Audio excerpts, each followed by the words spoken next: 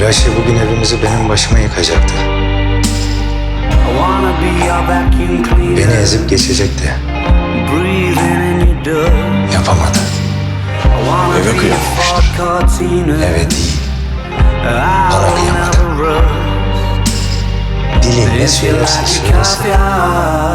Yüreği abisinden vazgeçemedi.